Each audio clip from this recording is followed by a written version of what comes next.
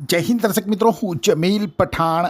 આપ જોઈ રહ્યા છો તીર સમાચાર. વાત કરીશું જિલ્લા કલેક્ટર અને જિલ્લા ચૂંટણી અધિકારી અનિલ ધામેલિયાની વિશેષ ઉપસ્થિતિ સાથે નગરમાં યોજાયેલ મતદાન જાગૃતિ સાયકલ રેલીની.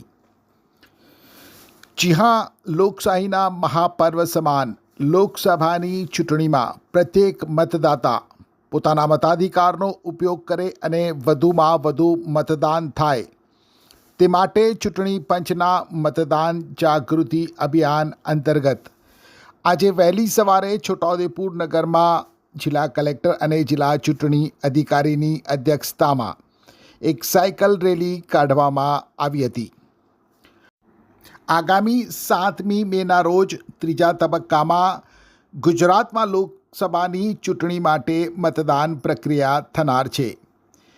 ત્યારે લોકશાહીના આ મહાપર્વમાં મહત્તમ મતદાન થાય, એક પણ મતદાતા પોતાના મતદાનના અધિકારથી વંચિત ન રહે અને પોતાના મતાધિકારનો ઉપયોગ કરી દેશની લોકશાહીને મજબૂત બનાવવા સહભાગી બને તે માટે લોકોમાં જાગૃતતા લાવવા માટે ચૂંટણી પંચ દ્વારા સતત મતદાન જાગૃતિ માટે સ્વીપ અંતર્ગત અવનવા કાર્યક્રમો કરવામાં આવી રહ્યા છે.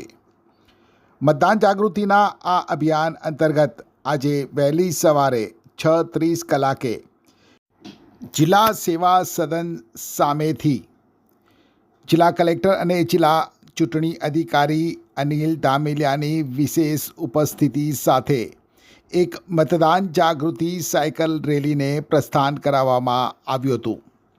આ સાયકલ રેલી નગરના રાજમાર્ગો ઉપર ફરી હતી.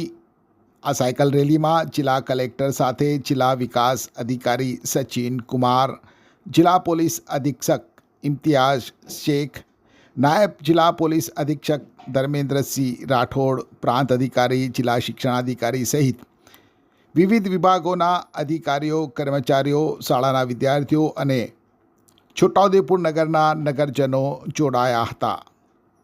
આજે વહેલી સવારે રેલી સમયે જ છોટાઉદેપુર નગરના વાતાવરણમાં આવેલા બદલાવને લઈ ગાજવીજ સાથે વરસાદના અમી છાંટણા વચ્ચે રેલી નગરના ભીંજાયેલા માર્ગો ઉપરથી પસાર થઈ હતી.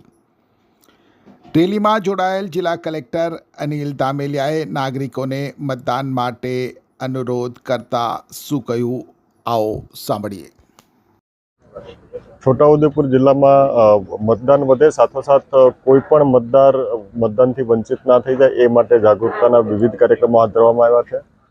ગઈકાલથી જ આપણે અલગ અલગ કાર્યક્રમો હાથ ધરેલા હતા. અવસર ડિસ્કાઉન્ટ નિમિત્તે પણ મોટી સંખ્યામાં વેપારીઓએ ભાગ લીધો છે. સાથોસાથ આજે વહેલી સવારે સાયકલ રેલીની અંદર પણ સ્થાનિકોએ, છોટાઉદેપુરવાસીઓએ મોટી સંખ્યામાં મારી સાથે ભાગ લીધો છે અને આપણે જાગૃતતા કરીશું. આપણે આગામી 6 તારીખ સુધી અલગ અલગ કાર્યક્રમો, મતદાનના આગલા દિવસ સુધી અલગ અલગ કાર્યક્રમો કરવાના છીએ અને સતત આ કાર્યક્રમોમાં મોટી સંખ્યામાં છોટાઉદેપુર પાર્લામેન્ટરી કોન્સ્ટિટ્યુઅન્સીના મતદારો મતદાનની પ્રક્રિયામાં ભાગીદાર થાય એ માટે હું આહવાન કરું છું.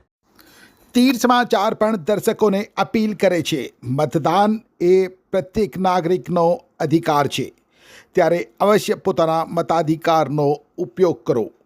મતદાન જરૂરથી કરો અને દેશની લોકશાહીને મજબૂત બનાવવામાં સહભાગી બનો. ધન્યવાદ.